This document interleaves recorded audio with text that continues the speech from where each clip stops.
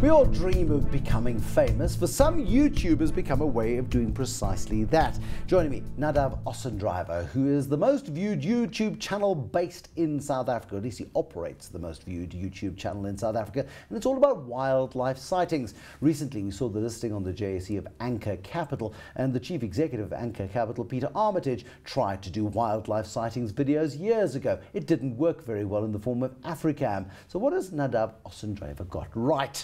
He's with me in studio. What have you got right with it?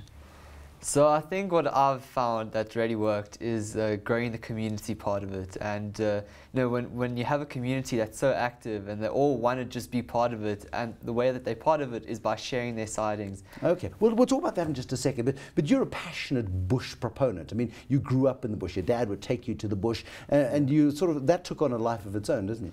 Yeah, I mean, since I was 8 years old, my whole family and we used to go to the Kruger for holidays, and I just fell in love with it, and we got to see the most unbelievable sightings, and ever since then I've just begged to go back. And at the age of 15, you start filming your experiences, and you start putting these online with YouTube. So I've actually always filmed my sightings. Like, I think ever since I was 8 years old, like, I had a video camera, but when I was 15. We had just one amazing sighting that I felt like I just had to share it. Okay, I want to see this sighting. So let's show the video of a bunch of terrapins. And the terrapins are those little tortoisey looking things treating a crocodile without any respect at all. What's going on here? So basically, me and my cousin at this, we were on a Kruger Park trip. And we drove past this waterhole, and out of this waterhole came a crocodile and it went into the road.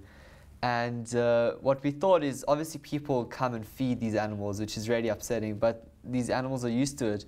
So they thought that we were coming to feed them, and the crocodile came out, and then the terrapins, they didn't want to lose any of the food to this crocodile.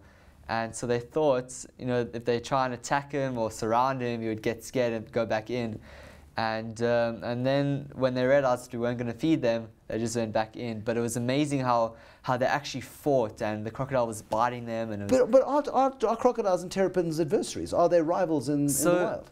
I mean, I've always thought so. I mean, you would imagine crocodiles, aren't friends with anyone. But I think in this case, when there's food involved, and then they really become enemies even more. Because and do terrapins have a bite? I mean, I think it's like being bitten by a gummy bear. Yeah. So I mean, I think from this video we can actually see that the crocodile wasn't having a fun time with all these terrapins surrounding it. So I don't know if it actually got hurt, but I'm pretty sure any animal, when it has to, it has to bite, it's being pretty terrified by terrapins. So you pop this online, you pop it on YouTube, and you say, hey guys, have a look at this. Yeah, so basically I've always been part of a sandparks forum. Sandparks basically run all the national parks in South Africa. And I've always been a part of this community way before even later sightings. And when I took this amazing video, I told everyone to go watch it, and they all just thought it was amazing. And it grew to 20,000 views, after a month. Now, those of us who watch National Geographic Channel, for example, know that you've got people who go into the bush for months. They don't bath, they don't wash, they hide in holes next to water holes, praying and hoping for that one incredible shot. What you've got is, you love the bush and you don't mind sitting out there, but you don't have to do it all yourself, because it is about creating that community of interest. And what latestsightings.com has done is created a destination for nature lovers to go to share the content. So now you've got 10,000 rangers as opposed to 5 rangers, with 10,000 cameras as opposed to 5. And that's, I think, the key of getting the most unbelievable content, because, as you said, one cameraman goes and waits a whole year to get maybe an hour worth of unbelievable footage. But when you expand that to over 100,000 people going, one of them are bound to see something unbelievable every single day, and that's basically what happens. And when they're part of this community and they share that with the rest of the world, the rest of the world watches. And I think that's what's really been able to grow. Okay, I want to see some cool content. Show me the best of what you've had recently. Let's watch a video now of Nadav Ossendryver's content from his community. Whoa!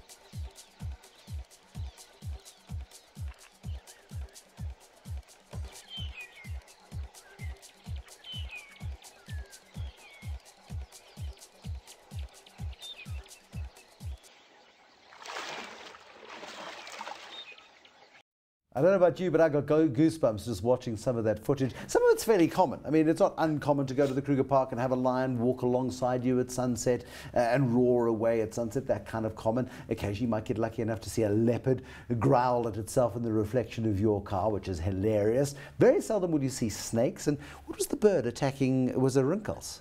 I think it's actually a rhombic egg eater, because you can tell by the inflated neck. But why is it picking a fight with it? Because I suppose they compete for eggs, don't they? Yeah, so I think so. I mean, this was actually seen inside the camp, and so you don't have. Yeah, so that's Kukuza. Okay. So you don't actually have to drive around to be part of this community. You can just be in the camp and get to see the most amazing stuff. Yeah.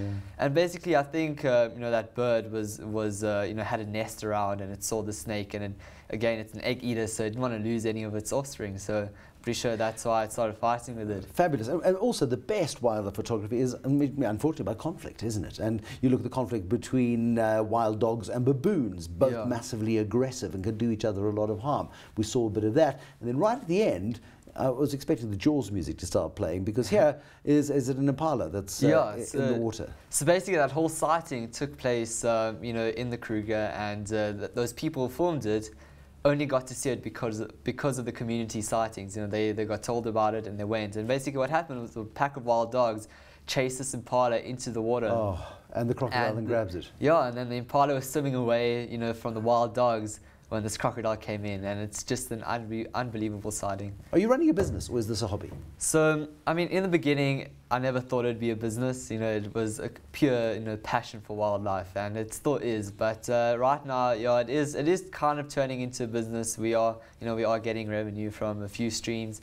And I mean, it's very nice to see. Is it advertising driven? Is it advertising driven on the volume of traffic that you get? So yeah, on YouTube it's completely advertising. Because we're a YouTube partner, and we get ads and we get paid from those ads. And what's actually really amazing is, because our YouTube is grown by our community, that we're starting a partner program where if you send a video in, you can actually get paid. That was I was going to say. Do you keep all the money for yourself, or do you share? So I mean, before we were partners, no one was making anything. But now that we are, we can't just keep it all for ourselves, because it's not. I don't think it's right. So I think I want to be able to pay back the community for how much they've helped grow the YouTube. I mean, without them, I would probably just be stuck on my crocodile video. But you're also incentivizing people to participate. Yeah, so that's also what we're hoping. I mean, we're hoping if you can go to the Kruger and get paid, you would send in the most unbelievable videos and also sightings, and it also kind of locks you into the community. So how's studying for your matric exams going? So it's going okay. I mean, it's a bit hard with this big distraction, but I am focusing on studying, because the later sightings team are helping me take a bit of stress off, and so I can focus. But will you study further?